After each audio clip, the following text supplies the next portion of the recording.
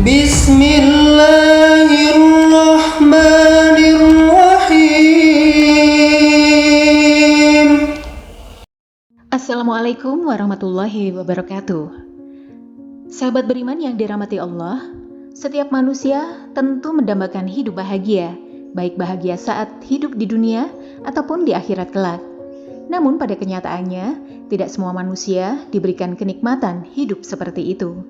Padahal Islam memberikan tuntunan kepada manusia supaya bisa meraih hidup bahagia, dan perintah ini pun bisa kita jumpai dalam Al-Quran maupun hadis Nabi.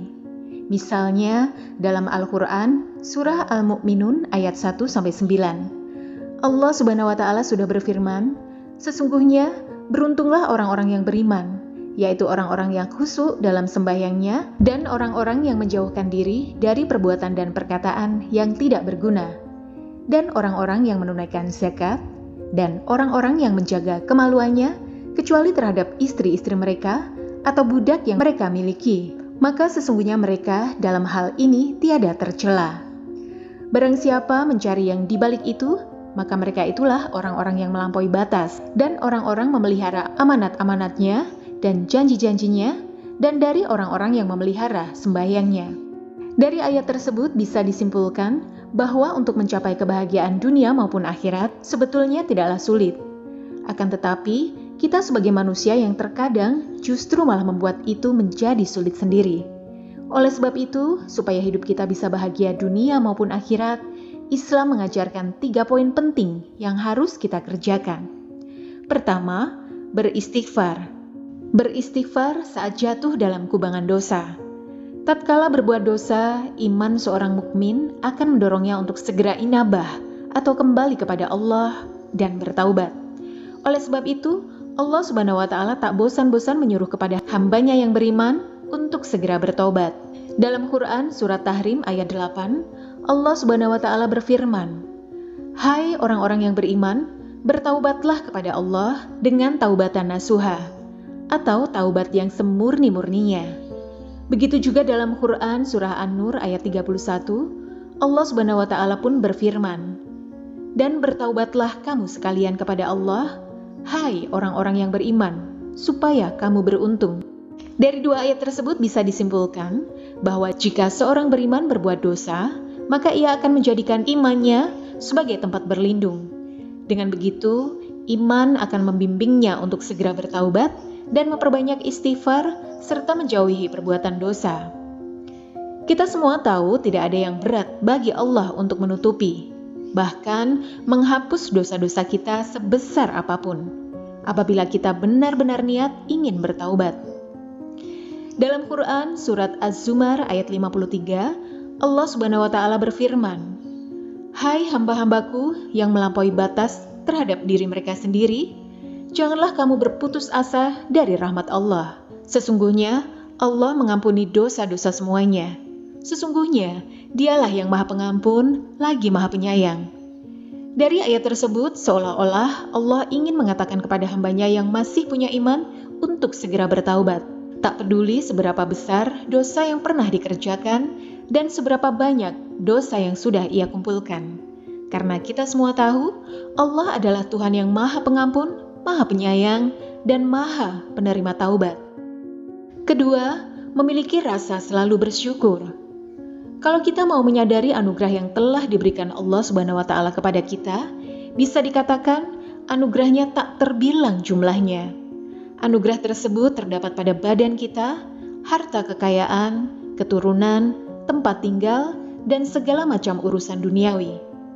Akan tetapi seolah-olah nikmat tersebut tidak tampak pada diri kita, sehingga yang terjadi adalah kita akan selalu merasa kurang dan akan terus kurang. Seandainya manusia tak bersyukur, diminta untuk mengembalikan apa yang pernah Allah berikan, tentu orang tersebut tidak akan pernah mampu menggantikannya.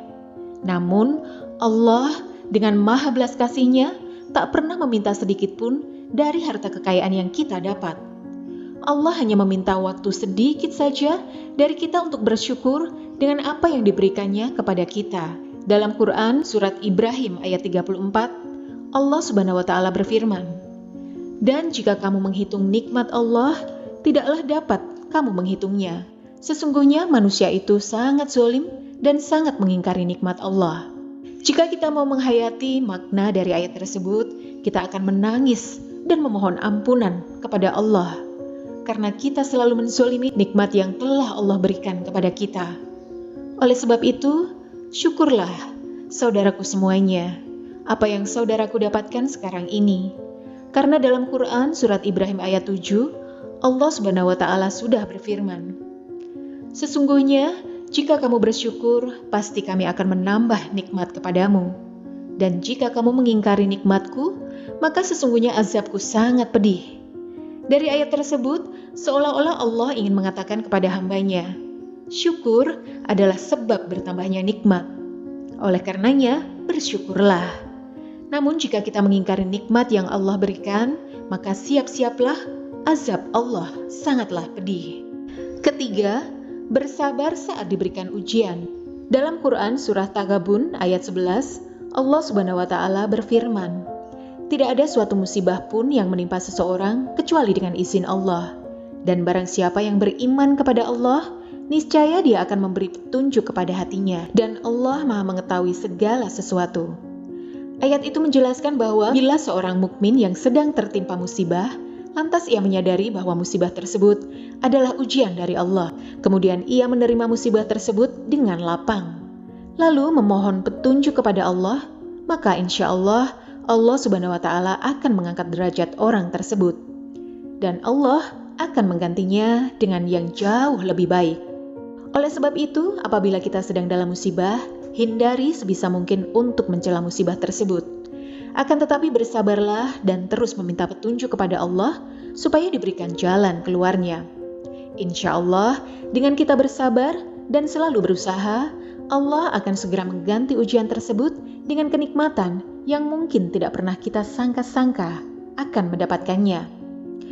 Rasulullah SAW bersabda, "Alangkah menakjubkan urusan seorang mukmin, karena segala urusannya adalah baik baginya dan tidak ada yang memiliki hal itu selain orang mukmin. Bila ia mendapatkan kebahagiaan, ia pasti bersyukur, dan itu yang terbaik baginya.